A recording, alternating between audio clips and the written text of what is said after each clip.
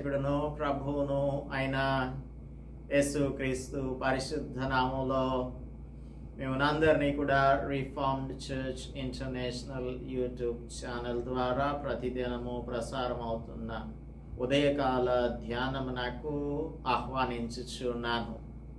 దేవుని యొక్క కృపను బట్టి దేవుడు మనలను ఈ మాసమంతా కూడా క్షేమంగా కాపాడారు. చివరి దినంలోనికి మనలను ప్రవేశపెట్టారు. అందును బట్టి దేవునికి ఎంతో కృతజ్ఞతలు చెల్లిస్తూ ఉన్నాం. మనం ఉనికి కలిగి ఉన్నాము అంటే, చలించుచు ఉన్నాము అంటే అది కేవలం దేవుని యొక్క కృప వలననే అయి ఉన్నది అన్న సంగతి మనందరికీ బాగా తెలుసు.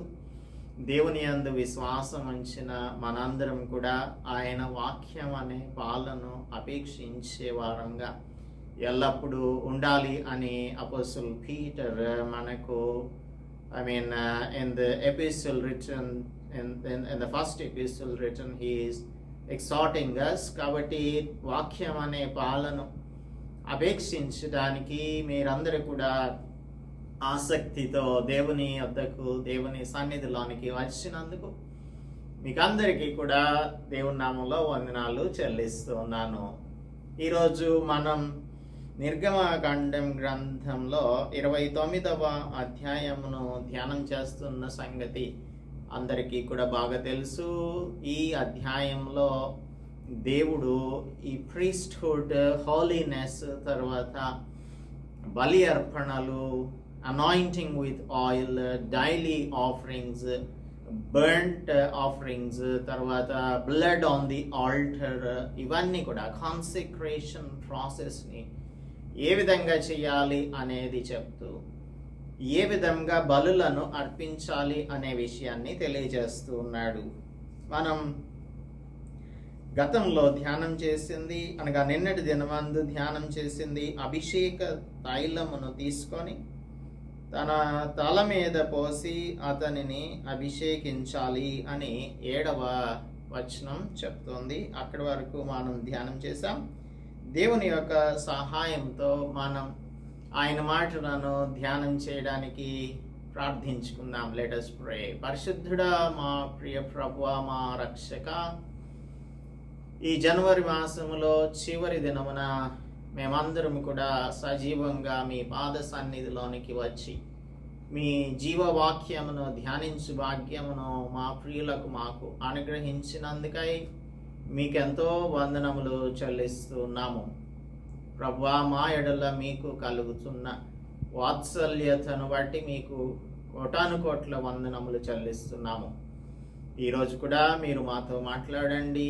మా జీవితములను మాకు అర్థమయ్యే రీతిలో తెలియపరచండి.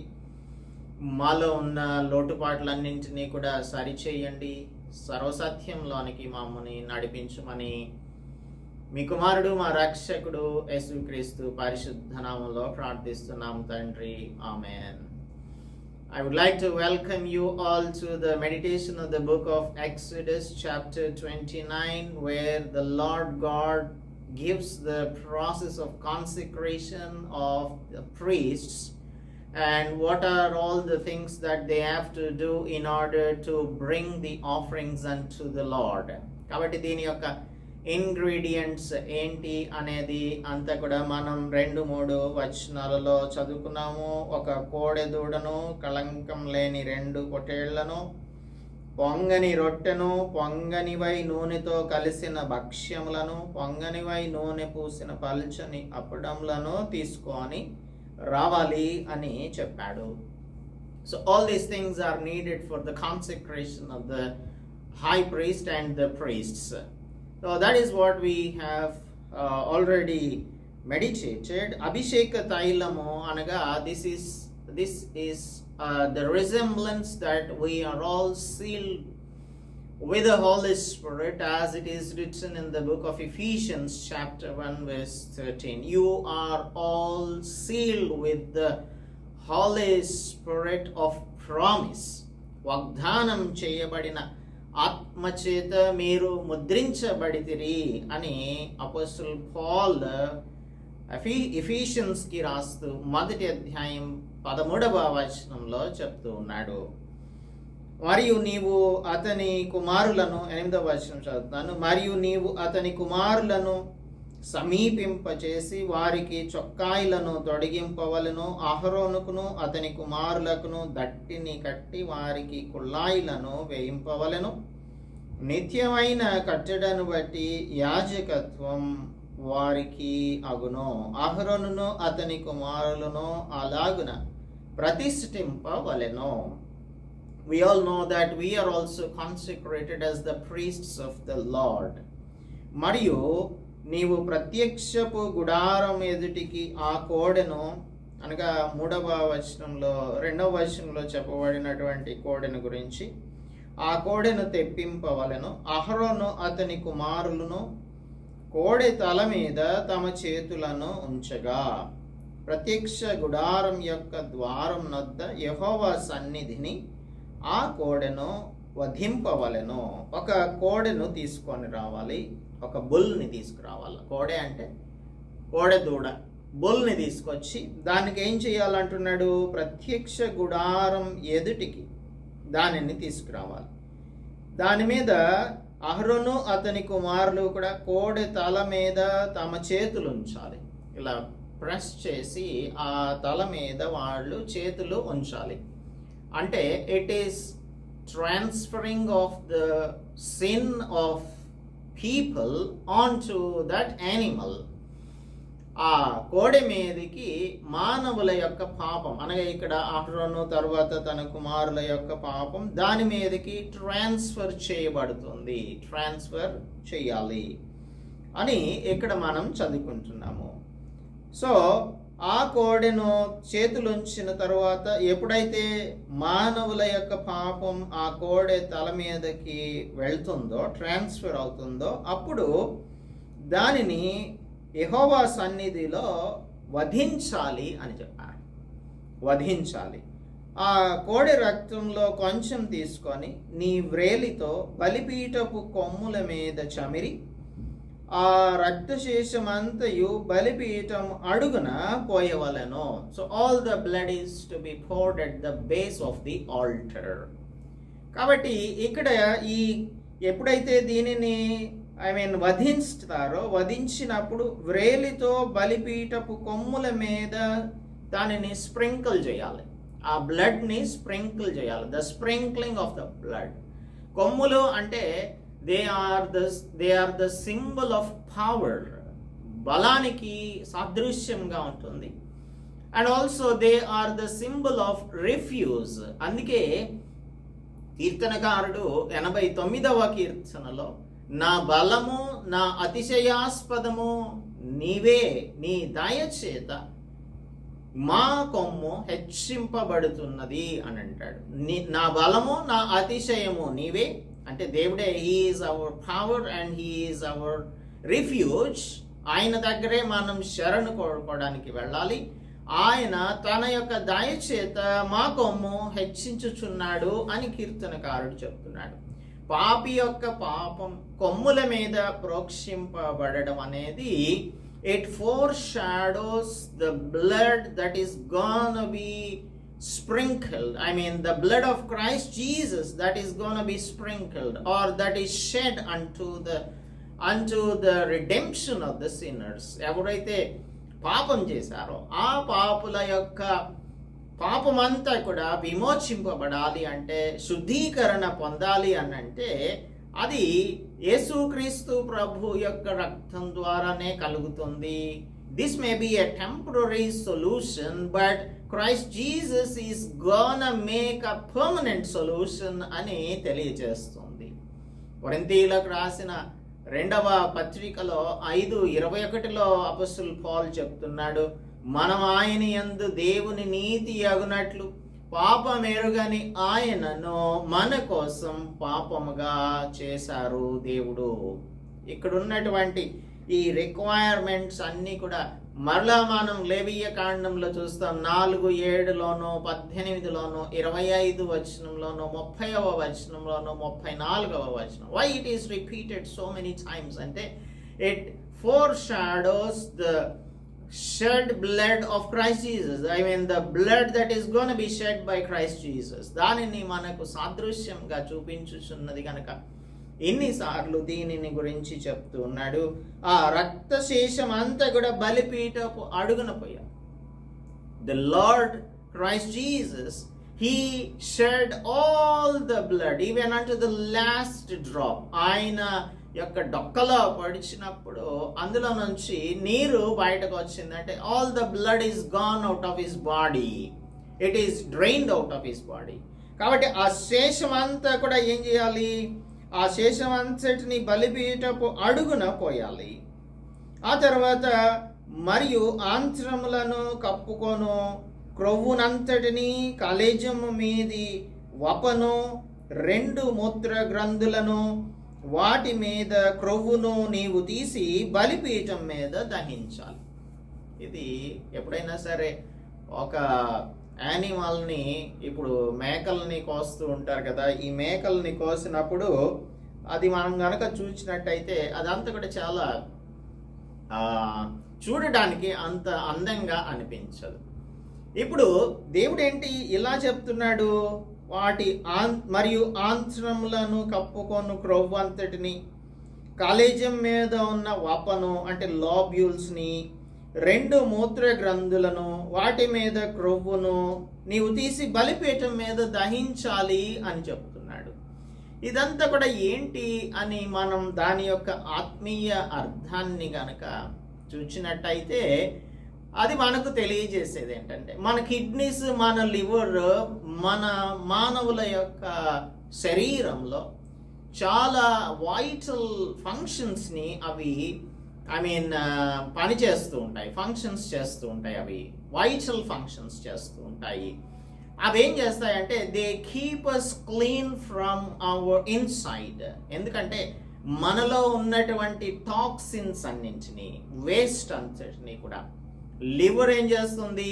ఇట్ కంటైన్స్, ఈ పైన ఉన్నటువంటి వప ఉంది కదా, దానిలో కొన్ని మిలియన్ల కొద్ది హిపాటిక్ సెల్స్ ఉంటాయి.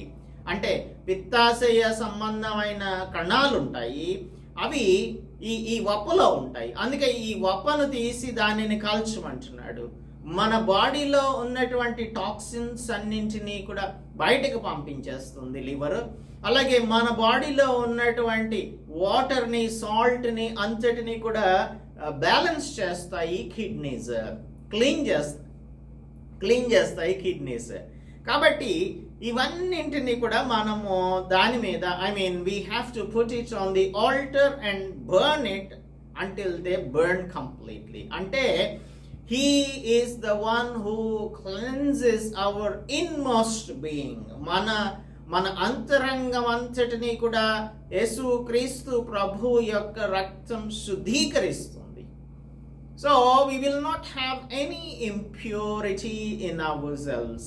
మనలో ఎటువంటి అపవిత్రత అనేది మనలో ఉండకూడదు. అలాగా దేవుడు మనలో ఉన్నటువంటి అపవిత్రత అంతటిని కూడా మనం కానీ చూసినట్టయితే మన ఆలోచనలు, మన ఉద్దేశాలు, మన తలంపులు, ఇవన్నీ కూడా మానవుల యొక్క ప్రతి హృదయ తలంపు కూడా అపవిత్రమైనదే. When God looked at people, భూలోకమంతటా కూడా చూస్తే మానవుల యొక్క హృదయము ఎంతో చెడిపోయినదిగా కనిపిస్తుంది. We read it in the book of Genesis. కాబట్టి దేవుడు మానవుని సృజించినందుకు ఆయన పశ్చాత్తాపపడ్డాడు. హీ రిపెంటెడ్, బాధపడ్డాడు. ఎందుకు అంటే ఎప్పుడు కూడా మనలో వచ్చేటువంటి ఆలోచనలన్నీ కూడా, హృదయం యొక్క ఆలోచనలు, తలంపులన్నీ కూడా చెడ్డవే. వీటన్నింటినీ క్లెన్స్ చేయాలి అంటే అది యేసుక్రీస్తు ప్రభు యొక్క రక్తం ద్వారానే అవుతుంది అనే విషయాన్ని ఇక్కడ మనకు తెలియజేస్తున్నారు. And that's the reason why all the fats should be burned on the altar అని చెప్తున్నాడు. 14వ వచనం, ఆ కోడె మాంసమును, దాని చర్మమును, దాని పేడను పాలెమునకు వెలుపల అగ్నితో కాల్చవలెను, అది పాప పరిహారార్థ బలి. This is the sin offering అని చెప్తున్నాడు. కోడె దూడ అనేది సిన్ ఆఫరింగ్ కి ఉపయోగించాలి అని చెప్తూ ఉన్నాడు. పాప పరిహారార్థ బలి. దీన్ని ఏం చేయాలి? దీని యొక్క చర్మాన్ని, పేడను పాలెమునకు వెలుపల అగ్నితో కాల్చాల్సి ఉంటుంది. Destroy the waste out side the camp అని చెప్తున్నాడు. Out side the camp. మనం యోహాను సువార్త 19వ అధ్యాయం 17వ వచనంలో చూసినట్టయితే యేసుక్రీస్తు ప్రభువును యెరూషలేము బయటకు తీసుకొని వెళ్ళిపోయారు ఆయనను సిలువ వేయడానికి. గొల్గొతా దగ్గరకు తీసుకొని వెళ్ళాడు. So he was taken out side the gates of Jerusalem. Palem బయటకు తీసుకెళ్తున్నారు కదా ఇక్కడ వీళ్ళు. అలాగా యేసు ప్రభువును పాలెం బయటకు తీసుకొని వెళ్ళి ఆయనను అక్కడ సిలువ వేశారు అనేది మనకు ఇక్కడ జ్ఞాపకం చేయబడుతుంది. So whatever be the filth or the sin that we have accrued upon us, మన మీద మోపబడినటువంటి పాపమంతా కూడా భరించడానికి యేసు ప్రభు మన నిమిత్తం పాలెం బయటకు తీసుకొని పోబడ్డాడు. అక్కడ ఆయన ఆ వేస్ట్ అంతటిని కూడా అపవిత్రత అంతటిని కూడా పోగొట్టేశాడు.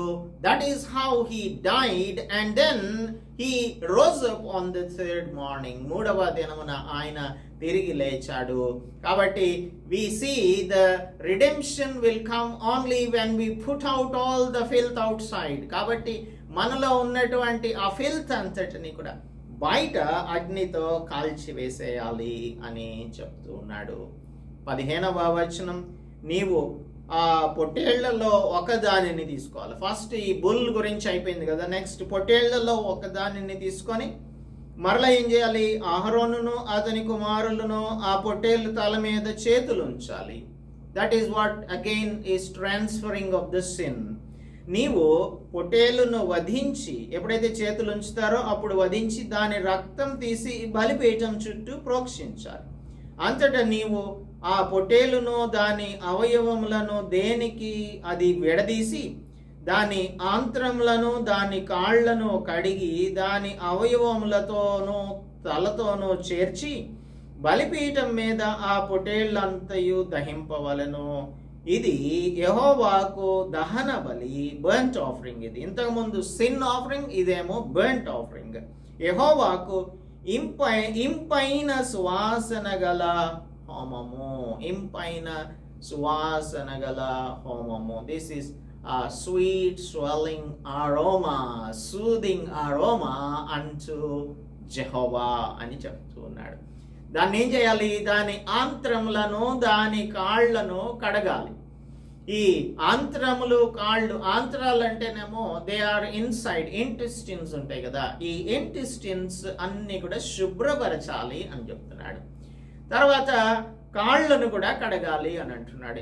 In every walk of our life we may be going astray. మనం దారి తప్పిపోయేటువంటి వారంగా మన నడతలలో ఉన్నప్పుడు మన నడతలను శుద్ధీకరించడానికి ఈ రిజెంబ్లెన్స్ గా దాని కాళ్లను కడగాలి అని చెప్తున్నాడు.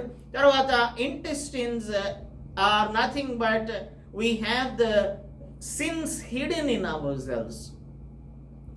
మనలో అనేకమైన పాపాలు, దాగి ఉన్న పాపాలు ఉంటాయి. వాటన్నింటినీ కూడా కడగవలసి ఉంటుంది. So when we are cleansed by the Lord, we will be cleansed from inside. అంతరంగములలో నుంచి ఆయన మనలను శుద్ధీకరిస్తారు. అందుకే యేసు ప్రభువు ఆ శిష్యుల యొక్క కాళ్లను కడిగారు కదా, ఇక్కడ కూడా కాళ్లను కడిగారు అని చెప్పి రాయబడి ఉంది. కాళ్లను కడగాలి అని చెప్తున్నాడు. జాన్ చాప్టర్ 13లో యేసు ప్రభువు శిష్యుల యొక్క పాదములను కడిగినట్లుగా మనం చూస్తాం. తర్వాత దానికి తలను చేర్చాలి, తలతో చేర్చాలి దీన్ని. అంటే మన తలలోనే ఉంటాయి అన్ని ఆలోచనలు కూడా. దీనిని బర్ంట్ ఆఫరింగ్ గా దేవునికి ఇవ్వాలి అని చెప్తున్నాడు. అంటే యెహోవాకు దహన బలిగా అర్పించాలి. అంటే మన ఆలోచనలన్నింటినీ కూడా మనం దేవుని దగ్గరకు తీసుకురావాలి. మన అంతరంగంలో దాగి ఉన్న ప్రతి పాపమును కూడా దేవుని సన్నిధిలోనికి తీసుకురావాలి. ఆయన చేత కడగబడాలి. అప్పుడు మనం ఆయనకు ఇంపైన సువాసనగా ఉంటాం. మన జీవితాలన్నీ కూడా దేవునికి స్వీట్ స్మెల్లింగ్ అరోమాలా ఉంటాయి. అది ఇక్కడ మనకు సాదృశ్యంగా చెప్పబడుతుంది. యెహోవాకు ఇంపైన సువాసన గల హోమం, ఫ్యాట్ బర్న్ చేస్తే, అంటే all the wastes and all the things inside అన్నింటినీ బర్న్ చేసేస్తే అప్పుడు we will become a sweet smelling aroma. మన జీవితాలు సువాసన కలిగినటువంటి జీవితాలుగా మారిపోతాయి.